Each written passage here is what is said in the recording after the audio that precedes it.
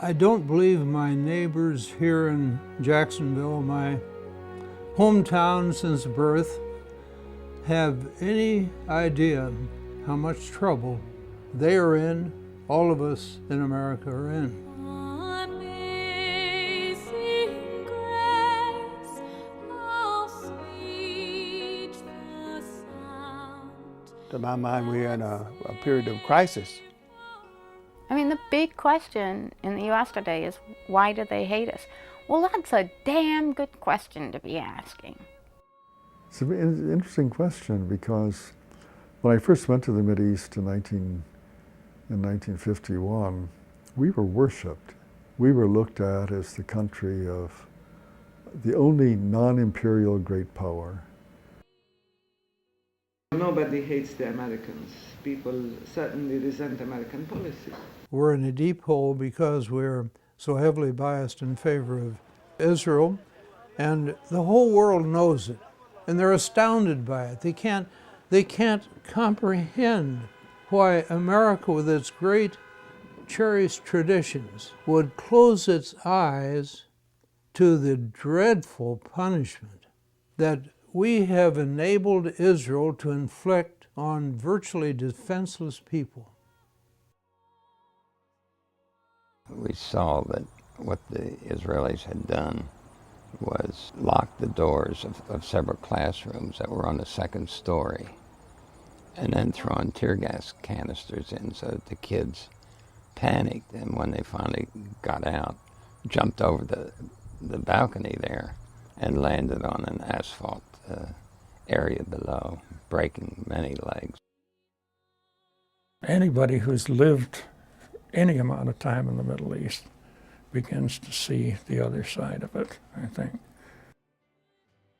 I was arrested 9 times, so I have been repeatedly arrested and harassed. The first time I was arrested, I was 15 years old.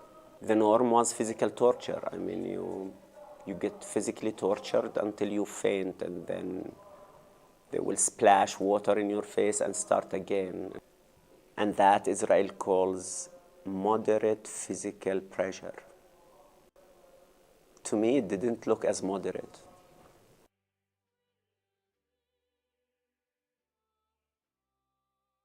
I think if Americans decided they want to support Israel, they want a congressman who supports Israel, I mean, obviously it's a free country and they're perfectly free to decide that, but they don't know that that's what they're supporting, and I think that's the problem.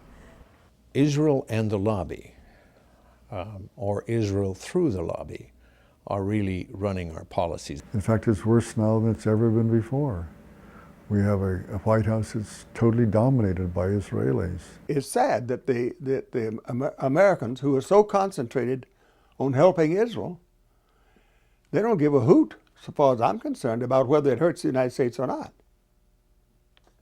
Israel and her present policies and the Sharon policies are undermining American security. They're undermining American policy. I spoke with the head military lawyer for the IDF, Joel Zinger, and I said, you know, I spent 2 weeks here, and it's clear you people are inflicting Nuremberg crimes on the Palestinians. Exactly what the Nazis did to the Jews. What's your explanation? He said, military necessity. Notice, he didn't disagree with me.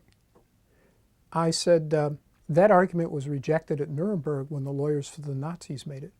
So then he said, well, we have public relations people in the United States, and they handle these matters for us. Arabs and Muslims have to be made to look bad in America, and America has to be made to look bad to them.